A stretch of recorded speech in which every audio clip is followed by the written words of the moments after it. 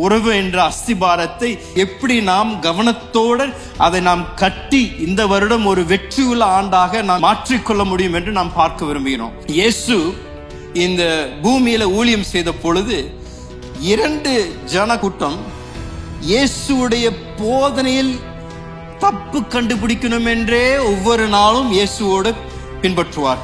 இயேசு எங்கெங்கெல்லாம் போதிக்கின்றாரோ அவரோடு கூட வருவார்கள் 2 கூட்டம். அந்த 2 கூட்டத்தார் இயேசு போதிக்கும் பொழுது குறுக்கு கேள்வி கேட்டு எப்படியாவது அவர் கொடுக்கின்ற பதிலில் குறையை கண்டுபிடித்து இவர் சரியில்லை, எல்லா ஜனங்களுக்கு முன்பதாக இயேசுவை எப்படியாவது அவமரியாதை படுத்தணும் என்ற நோக்கத்துடன் 2 கூட்டத்தார் எப்பொழுதும் இயேசுவோடையே இருந்தார்கள். பரிசேயரும் சதுசேயரும்.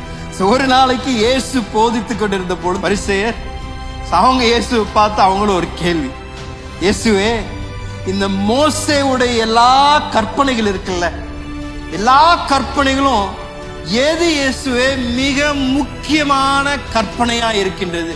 ஒரு இஸ்ரவேலர் பின்பற்றணும் என்றால் எந்த கற்பனையை மிக முக்கியமாக பின்பற்றணும் இயேசு அப்படின்னு சொல்லி அவரை பார்த்து இந்த பரிசேயரும் கேள்வி கேட்கின்றார்.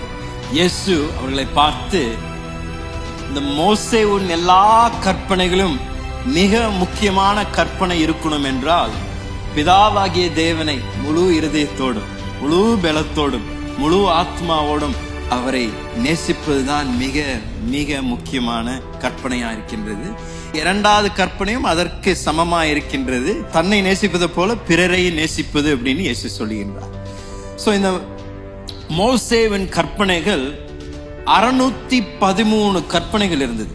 சோ அவர்களுடைய கேள்வி நோக்கம், இந்த 613 கற்பனையில இயேசு எப்படி ஒரு கற்பனையை முக்கியப்படுத்தி சொல்லுவதற்கு வாய்ப்பு இருக்கா? அவர் யாராவது தப்பா சொல்லியிருந்தாருன்னா உடனே இன்னொரு கற்பனையை அவங்க சொல்லி, இல்ல அந்த கற்பனை தான், அந்த சாபத்தினாலதான் ஓய்வுனாலதான் இன்னும் முக்கியம் சொல்லியிருந்திருப்பாங்க. பல விதத்துல இயேசுவை அன்றைக்கு அந்த கேள்வி மூலமாக மடக்கணும் என்று நோக்கத்தோட கேட்டார்கள். ஆனால் இயேசு அழகாக தேவனை பின்பற்ற விருப்பம் உள்ளவர் யாரா இருந்தாலும் அவர்கள் உண்மையாக தேவனுக்கு முன்பதாக நீதி உள்ள வாழ்க்கை வாழணும் என்றால் அந்த 613 கற்பனையிலும் மிக முக்கியமான கற்பனை இது 2 தான்ப்பா.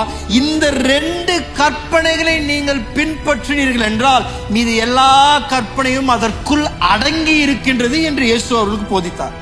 அப்படின்னா விசுவாசியா இருக்கின்ற நமக்கு கூட ஆண்டவருக்கு பிரியமான ஒரு வாழ்க்கையை வாழ விரும்பினோம் என்றால், நம்மளுடைய வாழ்க்கையில தேவனுடைய ஆசீர்வாதம் இருக்கணும் என்று விரும்பினோம் என்றால், ஒவ்வொரு நாளும் நாம் கவனம் செலுத்த வேண்டிய மிக முக்கியமான 2 அடிப்படையான கற்பனைகள் இருக்கணும் என்றால் இது 2 தான்.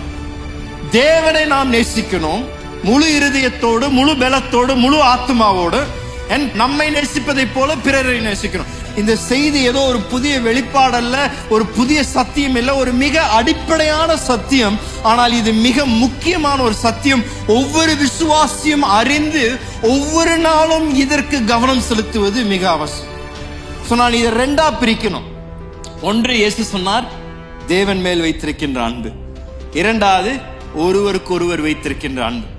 ஆங்கிலத்தில் the vertical and the horizontal, நேர்கோடு சமக்கோடு.